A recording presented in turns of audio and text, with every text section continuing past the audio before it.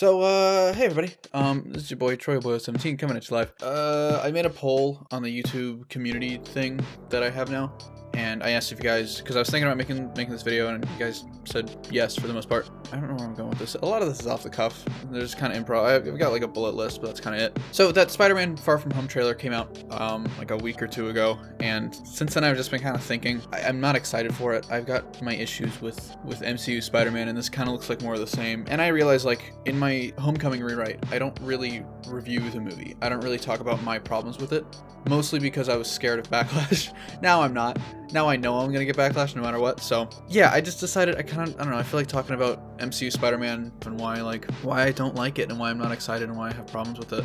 But it's mostly gonna be Homecoming stuff and what I saw in that Far From Home trailer, but I think a lot of it is kind of just the general way the MCU is treating Peter Parker. Let's talk about the good stuff first, because there are good things. There are very good things with the MCU Spider-Man that I do appreciate. And the first thing is the casting. The casting of Tom Holland, of all the kids, of everybody, it's all really good. They all fit their age, they fit their characters, they all do a really good job. And then there are also some really good scenes with this MCU Spider-Man. The first two that come to mind are the Civil War scene, that intro scene. High Top Films has a great video about that. And then also the Rubble scene. The Rubble scene is very good. And then the Vulture is also really good. Yeah, I really like that villain. He's probably my favorite MCU villain. I like him more than Thanos. I like him more than... Who's another MCU villain? I like him more than Ironmonger or the Dark Elves. And I hope Mysterio is going to have that same kind of oomph as a villain, because Jake Gyllenhaal's a good actor. Mysterio is a cool-ass fucking villain. I hope they don't take too many liberties, and because this is the first time we're seeing Mysterio on screen, I hope they kind of stick to the source material. But he looks cool. I like the idea of him being, like, pretending to be a hero, and then, whoa, I'm not a hero, surprise, surprise. I'm excited for him in Far From Home. I'm actually excited for the Nick Fury stuff in Far From Home. I think that looks really cool. So, like, that's the good stuff. And, like, it is good stuff. It's very good stuff. It's going to sound like I'm hating on MCU Spider-Man, which I kind of am. I'm not hating on it. I just think it can be better. I think it can be improved. I think the way that they treat the character, I don't want to say misinterpreted because there's no wrong way, but there kind of is a wrong way. And they're kind of doing it. Everybody says that Tobey was a great Peter and Andrew was a great Spider-Man and Tom is a great both. I don't agree with that. I really don't agree with that. First, because Tobey was a really good Spider-Man. I don't think the writers at the MCU, I don't think they understand him. I don't think they understand what Peter Parker represents. Because Peter Parker at his core, his life sucks. Everything sucks for Peter, but in this, it doesn't feel like there's any consequences for what happens. Like everything's fine. Delhi just gets fucking destroyed. Everything's fine. Nobody died. Nobody got hurt. It doesn't feel like there's any like weight on his shoulders about anything. And like that's kind of a big part of the Peter Parker character. Like you gotta put some 16 billion pound dumbbells on his shoulders and expect him to swing around. I think a big part of that is because this is the youngest Spider-Man we've had in film. They're treating him like a kid in like a kid's property. They don't want him to worry about money problems because that's something a kid shouldn't worry about, according to them. You know, they don't want him going out, sneaking out at night from Aunt May and lying to his guardians because that's not something kids should do. They want to, you know, you don't want your Spider-Man to be a bad role model for children and stuff. And like, it's weird because these are all such Peter Parker problems. Any other character, this wouldn't be a big deal for me. But because it's Peter, that's such a thing for him, you know? Like if this were Miles, it would feel fine. And like, I think a lot of that is because they took a lot of the Miles Morales stuff from the Ultimate Comics and they're kind of putting it in there. But just like at that point, then just make him Miles. Why does it need to be Peter Parker if you're not going to do him right, you know? Then just do Miles Morales. You know, why not have Peter Parker was a 30-year-old or something, swinging in Queens, being a friendly neighborhood Spider-Man, and then he got killed, and Miles Morales feels responsible. That's really all you need to do, because we've seen Peter Parker. We've not seen enough Miles in film. Yeah, so I don't think this Peter has really felt any weight on him. I guess now is the point I should talk about Uncle Ben. Uncle Ben defines Peter's life. His death is the catalyst for him to continue being Spider-Man and never quitting. I don't need to see him die again. Uncle Ben!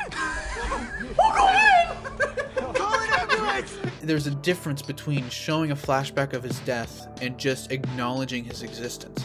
We need to see the impact of his death. The only thing we've gotten is one throwaway line of Peter saying, May's been having a hard time lately. Motherfucker, you should be having a hard time. He just died like a year ago. We want you to guilt yourself with this for the next 10 years, Pete.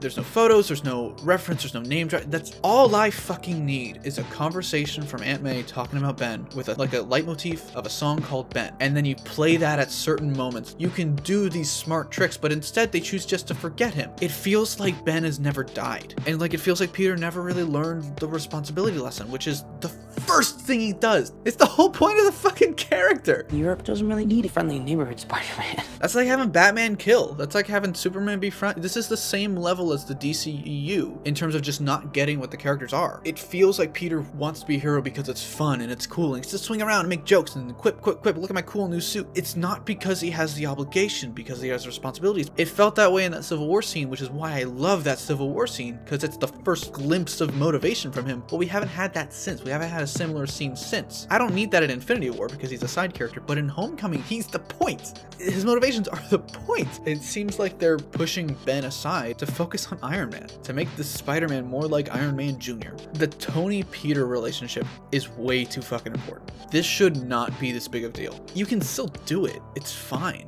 But they do it in a way that's just disrespectful to both characters. Like, Tony is a bad fucking person. He lied to, manipulated, and endangered a 15-year-old into going to this really complicated fight between Avengers in Germany. And he didn't give him all the facts, he didn't tell him everything, he just said, hey, go web this guy up, he's wrong. That's the most manipulative fucking bullshit I've ever seen. And he's never been called out for it. Tony has never faced any repercussions for that, even from like Aunt May. That is a problem. That is a bad start to the mentorship. It's such an important part of this version of the character. The foundation of it is on lies. But really my problem, like, it's not even the suit. It's not even like Karen. It's that Peter is like reliant on Tony Stark to be his own, like, instead of being his hero. He goes through the same arc as Tony in Iron Man 3. You know, you have to learn without the suit. But that's not the arc that Peter should have, you know? That's the arc that, like, there's one episode of Ultimate Spider-Man with the Iron Spider or something. That's it. It frustrates me because Captain America and Iron Man should both influence Peter. They should both be like his pillars of a hero. Instead, it's just Tony, and Tony's not a good person. It seems like they wanted to make an Iron Man sidekick, and they wanted to make Robin.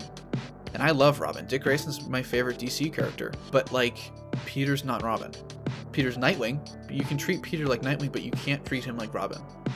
If that makes any sense. That doesn't make any sense. And then just like, in general, this universe doesn't feel Spider-Man-y. Spider-Man's universe is big enough for his own cinematic universe. This version in the MCU, it doesn't feel like Octavius or Osborn can exist in this universe. Prove me wrong. Make Oscorp the new Avengers Tower. And I think that's a really good symbol for like Peter's heroes turned into his enemies and stuff like that. That's a good visual symbol. I love that. I don't think they're doing it though, because it doesn't feel like Oscorp exists. It doesn't feel like they're ever gonna do it. And it just in general, it feels like they're trying so hard to be different.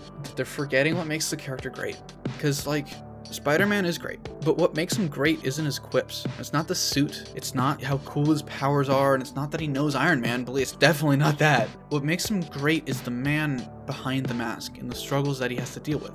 Whether that be Toby, or Andrew, or Tom, or Yuri, or Shamik, or Jake, or Chris, or Josh, or Neil, or Christopher, or Donald, or Drake, or Robbie, or Nadja, or anybody.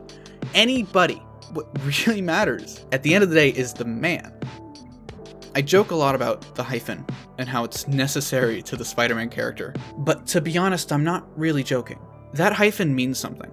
It represents the divide between Peter Parker's normal life and his superhero life. It's a literal line between the spider and the man. It divides them, but it also connects them. Peter Parker and Spider-Man's lives are inversely related forever. When Peter Parker succeeds, Spider-Man fails, and when Spider-Man succeeds, Peter Parker fails. Peter Parker's life is always gonna suck, no matter what. This kid, who at the end of the day just wants to do the right thing by his uncle, keeps getting his face shoved into the dirt at every single opportunity. And you're like, why does this matter? Why do I care so much about this?